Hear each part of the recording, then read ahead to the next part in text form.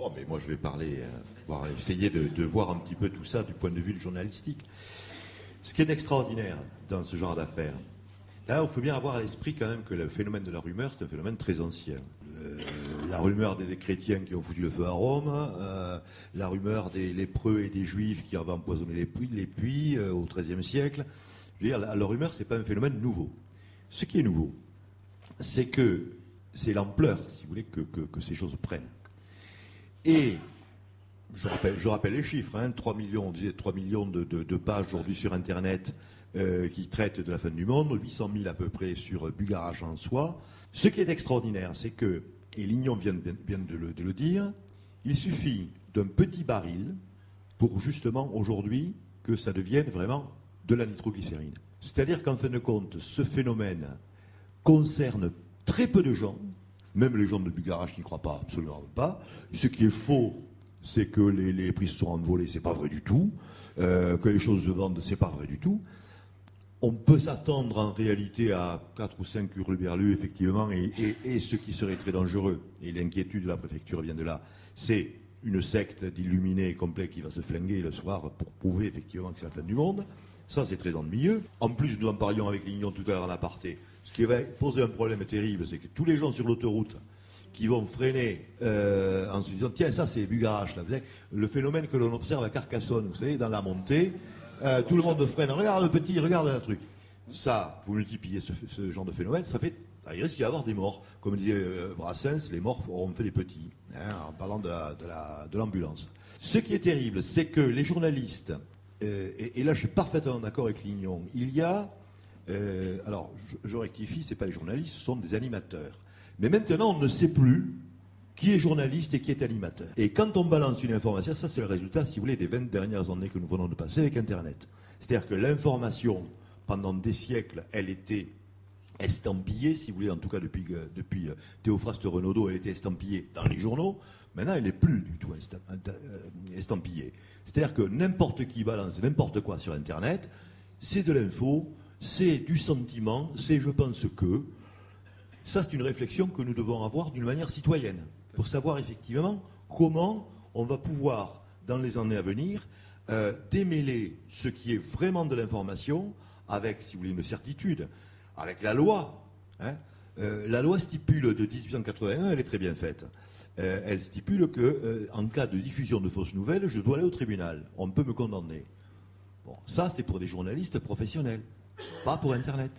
Pour Internet, je balance n'importe quoi, ça n'est pas une information, c'est du sentiment. Canal+, vont aller faire les zozos là-bas pour alimenter, en fin de compte, un truc, avec cette dimension que soulignait Lignon, c'est-à-dire, je viens à la campagne, je me fous de la gueule de ces bouseux. D'abord, vous avez vu comment ils parlent, ces bouseux, avec un accent pire que le mien. Moi, je n'arrive pas à rouler les airs. Bon.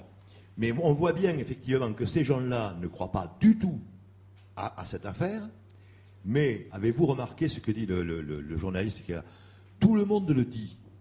Sous-entendu, vous êtes le couillon qui n'y croyait pas. Tout le monde le dit. C'est absolument faux. C'est accréditer, si vous voulez, des choses fausses en permanence. J'accrédite, je demande un commentaire, je demande le commentaire du commentaire. Tout ça, effectivement, ça fait partie des... Mais la source véritable de cette affaire-là, c'est que l'immense majorité de l'humanité comprend que c'est complètement bidon, mais il suffit effectivement que la presse, qui fonctionne, je vous le rappelle, sur la normalité, à l'EA privatif, en positif comme en négatif, soit effectivement attirée pour ce truc-là. Alors il suffit d'avoir un reportage, ça y est, c'est parti, on y va. Moi je sais que j'ai eu ce matin Jean-Louis Dubois-Chabert, qui est notre journaliste à Narbonne et qui s'occupe principalement de cette affaire-là. Il me dit, je ne sais plus quoi écrire.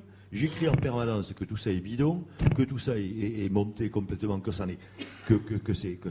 qu'on risque d'avoir des catastrophes, non pas de la fin du monde, mais des catastrophes issues de la connerie, enfin, résultat de la connerie. Je ne sais plus quoi faire, je ne sais plus quoi dire. Et je voudrais terminer en disant une chose, c'est que le buzz, ce soir, on est en train de l'alimenter. Ne nous faisons pas d'illusions, on n'est pas meilleur que les autres. On en parle. Ça suffit. Pour une certaine vision de l'information, ça suffit.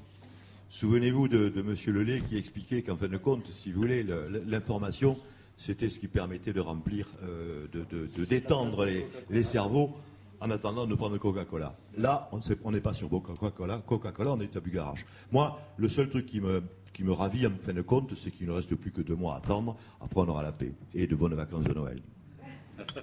Oui, justement, sur la flambée de l'immobilier, d'abord, parler de flambée de l'immobilier dans un village de 200 habitants, auquel on n'accède que par des routes départementales, bon, il y a une ferme qui est à vendre depuis 6 mois. Oui, bon. Mais là aussi, c'est malheureux de le remettre en cause, puisqu'il n'est pas. C'est le maire de Bugarach qui, dans ses premières interviews, a dit ça flambe tellement que les gens du coin, on fait beaucoup d'élevage à Bugarach. Quand on y va, on voit beaucoup de moutons, de vaches. Les gens du coin qui veulent agrandir leur pâturage ne veulent pas parce que c'est devenu trop cher. Mais c'est faux, tout ça, c'est archi faux. Il y a quelques journalistes qui ont présenté des interviews d'agents immobiliers qui disent bien, il n'y a rien de particulier.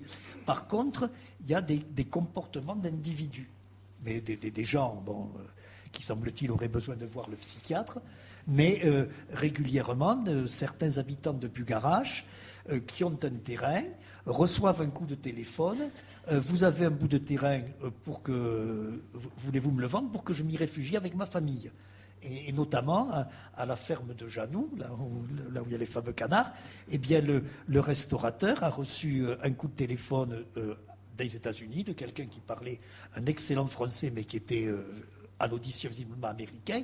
Et quand il a dit écoutez, oui, j'ai un terrain, j'ai des canards, mais je ne vais pas vous le vendre. Et son correspondant a été extrêmement agressif. Et vous aurez sur la conscience la mort de ma famille, de mes enfants, etc. C'est ça que tu le dis très bien. Ce qui est à craindre, moi, d'après ce que je sais, c'est d'abord la foule de curieux. Les gens qui vont confondre le 21 décembre avec le 14 juillet à Carcassonne. On n'y croit pas, mais on va voir, ça va peut-être s'illuminer. Et puis, étant donné l'évolution des mouvements sectaires, c'est vrai, le petit groupuscule, juste une quinzaine de personnes qui arrivent à se glisser et là qui se suicident. Jean-Louis Dubois-Chabert, que j'ai eu ce matin, me disait qu'il a été le week-end dernier, se promener, voir un petit peu comment ça se passait.